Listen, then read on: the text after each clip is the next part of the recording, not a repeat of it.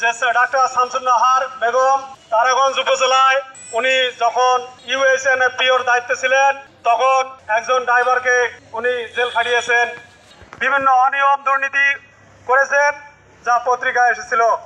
ফুলবাড়ী উপজেলায় যখন ইউএসএনএফপিও ছিলেন তখনও দুর্নীতির দায়ে তাকে ট্রান্সফার করা হয়েছে। উনি ধূপচাচিয়ায় ছিলেন, মসজিদের টাকা লুপাট করেছেন, হেনস্থা করেছেন কর্মচারীদেরকে, সিএচসিপির মতন যে ব্লক পোস্টে তাদেরকেও ট্রান্সফার করেছেন।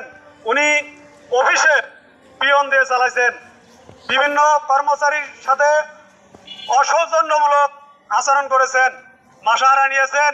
আমরা চাই না আমাদের মিঠাপুকুরে আসুক এবং আমাদের সুষ্ঠু যে স্বাস্থ্যসেবা বিঘ্ন ঘটুক। সংশ্লিষ্ট কর্তৃপক্ষের নিকট আমরা আকুল আবেদন জানাই যে আমাদের স্বাস্থ্য সেবা বিনষ্টকারীকে এখানে পদায়ন দিয়ে আমাদেরকে স্বাস্থ্য সেবার মান পরিবেশ নষ্ট করবেন না। ডক্টর শামসুন্নাহার বেগম উনি মিঠাপুকুরে আসবেন। ওনার বিরুদ্ধে বিভিন্ন মাধ্যমে আমরা জানতে পেরেছি যে উনি একজন দুর্নীতিপরায়ণ এবং উনি একজন অসৎ কর্মকর্তা।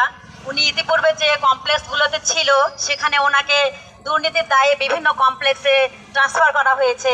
তো আমরা আসলে আমাদের কমপ্লেক্সে ওনাকে আমরা চাচ্ছি না। মিঠাপুকুরের মানুষ শান্তিতে আমরা চাকরি করব, আমরা কোনো কর্মকর্তার দুর্নীতি অনিয়ম আমরা হতে দিব না।